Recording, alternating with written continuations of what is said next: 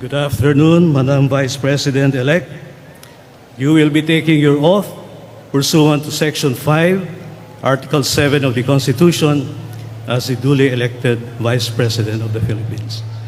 Please raise your right hand and repeat after me.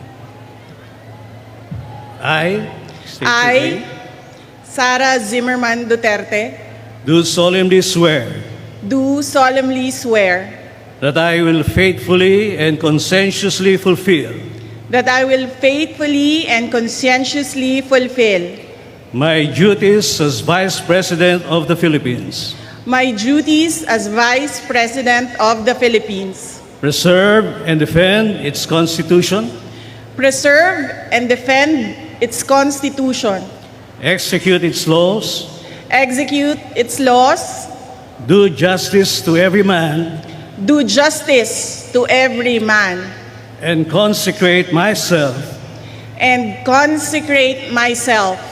to the service of the nation.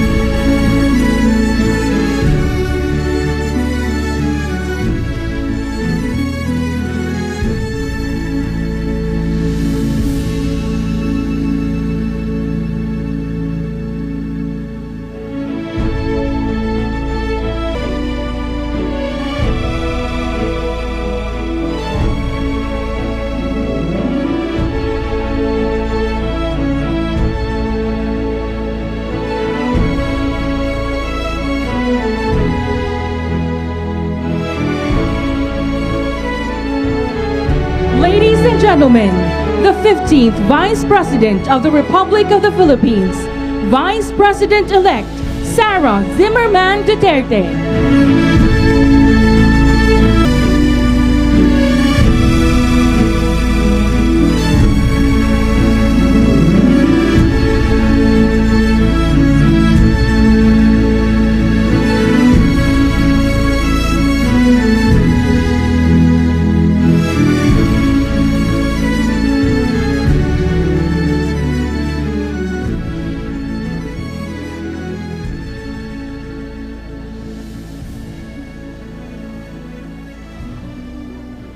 Assalamualaikum to our foreign guests, sa aking mga kababayan. Magandang hapon po sa inyong lahat. Maayong hapon sa inyong tanan. One of the most important lessons I have learned as I navigate life, and the same thing that I believe we should ponder upon as one country, united in our determination to overcome our difficulties and achieve our aspirations, is that we should commit to heart the priorities of God, country, and family.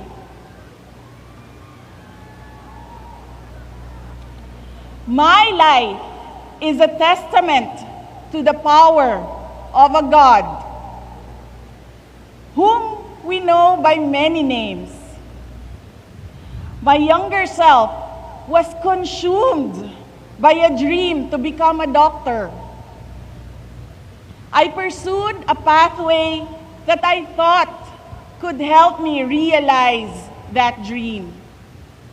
But I was directed toward another way. And now I am a lawyer.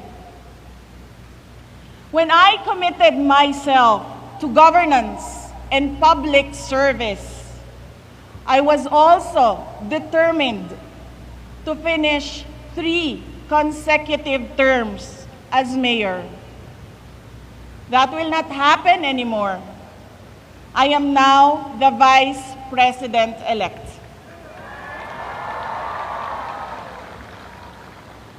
The voice of 32.2 million Filipinos was loud and clear.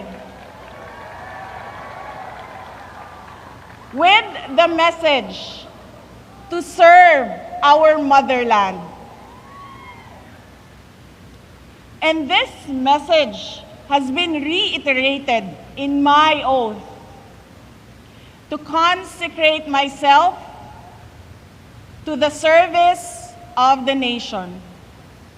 There is a God whose will transcends the desires of our hearts, one whose will directs us to the way that we might not have imagined, but a way that consecrates ourselves every day to help our fellow men overcome the difficulties they face in their lives, to change lives, to save lives.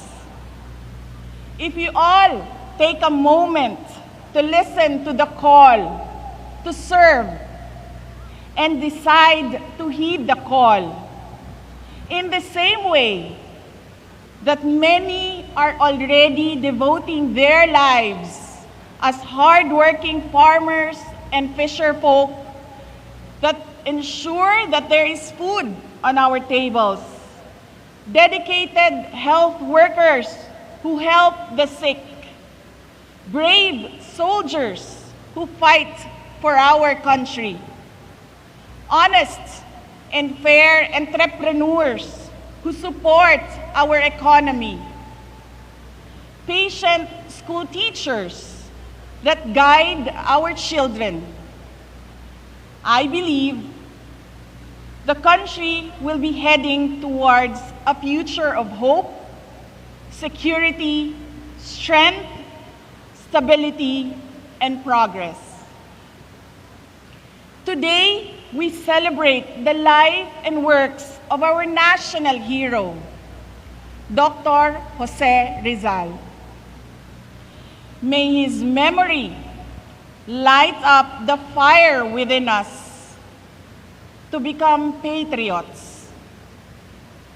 Rizal taught us that selflessness and sacrifice could change our country's fate and shape our children's future.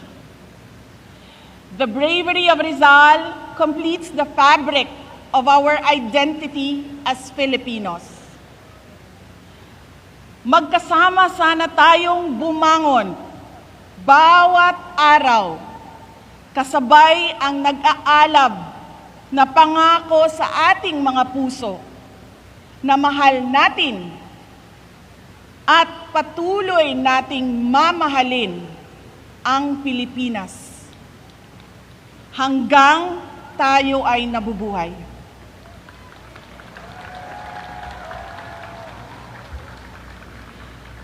Let us show our love for our country by taking care of our families and communities despite the unending challenges that come their way.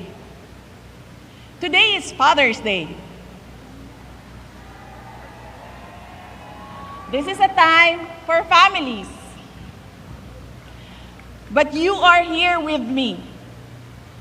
Daghang salamat sa inyong pagtambong ug pagkuyog kanako niining adlaw.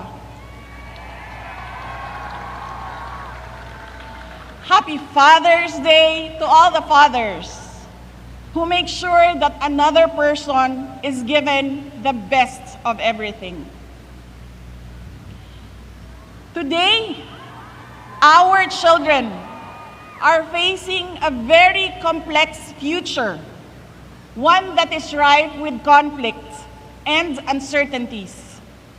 Some of these challenges include the winding cycle of poverty, the trauma of broken families, the lifelong baggage because of irresponsible and bad parenting, the abandonment issues due to an absentee parent, the anguish of gender confusion and discrimination, the destruction brought about by drugs, the lure of easy money in criminality, cases of HIV and other sexually transmitted diseases,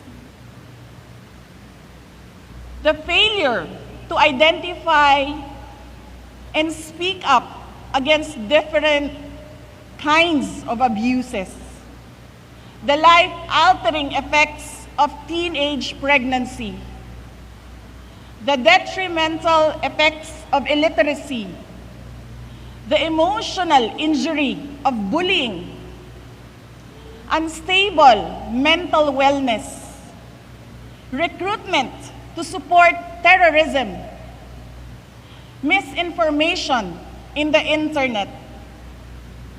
The list could be endless. A strong, loving, happy family sets down all the basic foundations essential in the development and growth of a child. At home, parents have the duty to teach children the values of integrity, discipline, respect, and compassion for others. And we should never forget that it is the duty of each Filipino family to emphasize that education begins at home. Atong isilsil sa ilang alimpatakan nga ang maayong pamatasan, edukasyon, ug pagpaningkamot maoy magdala kanila palayo sa kinabuhi nga puno og kalisod, padulong sa maayong kinabuhi nga ilang ginahandom. We should not, as we cannot afford to squander the future of our children. The days ahead may be full of challenges that call for us to be more united as a nation. But let me reiterate this. We can never go wrong if we are a people dedicated to honoring the will of God, to serving our country and our fellow men, and protecting the integrity of our families and the future of our children. Ako po si Inday Sara, a proud Davaoeña, very proud, a proud Mindanaon. Hindi ako ang pinakamagaling o pinakamatalinong tao sa Pilipinas at sa mundo. Ngunit, walang makakatalo sa tibay ng puso ko bilang isang Pilipino. Mabuhay ang Pilipinas! Daghang salamat. Now have the photo opportunity with Vice President-elect Sara Zimmerman Duterte. may we request President Rodrigo Roa Duterte, Mrs. Elizabeth Zimmerman Duterte, and Associate Justice Ramon Paul Hernando to join the Vice President-elect.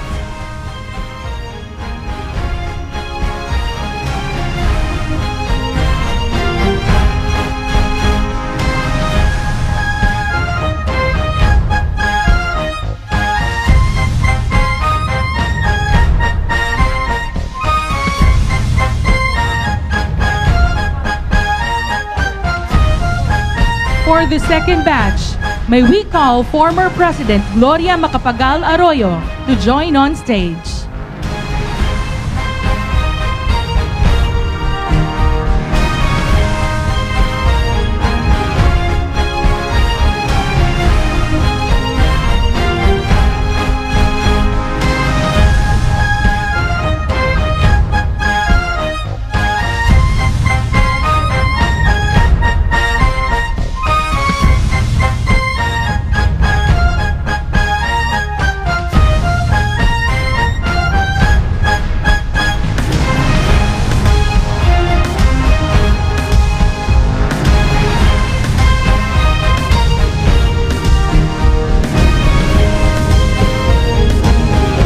Thank you, Associate Justice Hernando and former President Arroyo.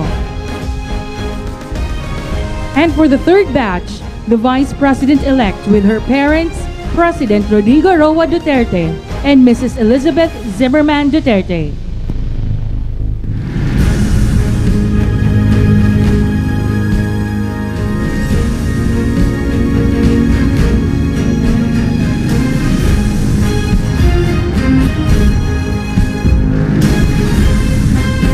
For the fourth batch, may we call on stage the Duterte, Zimmerman, and Carpio family members to join the Vice President-elect and her parents.